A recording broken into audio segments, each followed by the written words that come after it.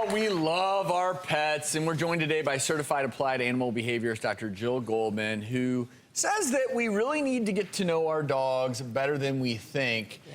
And Rachel, you've been having this question on your mind for quite some time that I know you want to share with Dr. Goldman. Yeah, you know, like I have a new puppy. She's probably about 8 months old, and you know, I'll put her on my shoulder, and she'll just like kind of grab me. And to me, it's a hug, you know. So I'll hug her. So that there's a picture of me hugging her. But is she really hugging me back? Does she want to be up there? Like, what's really going on?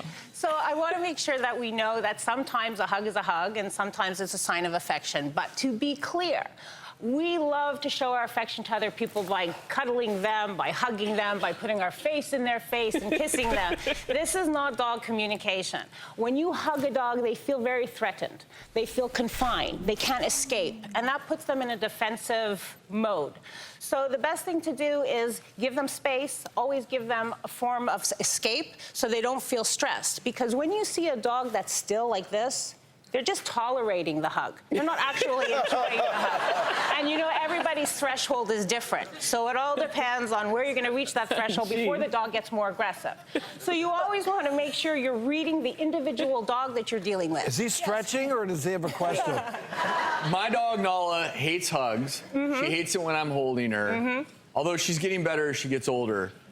But here's the deal. I want to hug her. I'm sorry. You know, like, you have your dog, and you don't want to just be like, oh, you want to hug your dog. You want, so it's a dilemma. I mean, I want to spoon with her. She doesn't want to be spooned. What do I do? I mean, hug your own dog, but a dog that doesn't know you that well, you try to hug them, and like you said, you corner them, they're going to feel threatened. This is a huge thing with children. Huge, dangerous thing with children, and we need to keep this in mind. And yes, this hugging is totally a human problem.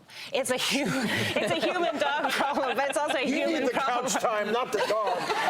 But in seriousness, this is why children get bit, because they want to hold the dogs, they want to show the affection, they put their face on the level of the face, and that's unfortunately why they get bit on their face. So it's very serious that if you don't know the dog, for sure don't be hugging. Every dog is different, just like you can get more intimacy with your partner or family member than you do with a stranger on the street. So you don't want to treat every dog that you meet like your dog, thinking you have a relationship with them.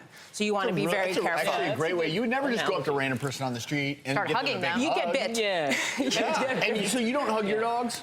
My dogs don't particularly like to be hugged. But I can hug for like a moment and put up with it. Some do, right? Some will be. It's dog dependent, species dependent. Some do. Breeds are bred to be more empathetic, like to be more live dogs, so now to be more therapy dogs. I mean, my chocolate lab is a big mush. He's very affectionate. The female, the yellow lab, is very aloof. And I have a third puppy, like very Morkie, Mason the Morkie, and he loves it. So just as a spectrum of human personality and affection, and you know people who are a little more introverted, more extroverted, you have the same distribution with dog personalities. So you can't keep one treatment for all dogs. You need to tailor make it for that individual dog. But the best takeaway, I think, is the one with kids. Just understand, again, you're not going to go up to a stranger on the street and start hugging them. So let's not teach our kids to go up to random dogs and start hugging them. It puts them in a threatened situation. These are great, great tips. May I say one more thing? For the adult that's taking care of the dog, where the child comes to the dog, be careful. If your dog is uncomfortable, don't wait until something happens. Remove them from the situation and do it in a very friendly manner. Do preventative, yes. That's a really good point. At the end of the day, look, we love our dogs and our pets, but they are animals, and they at times can be unpredictable. Dr. Goldman, thanks. Thank you. For being able to come.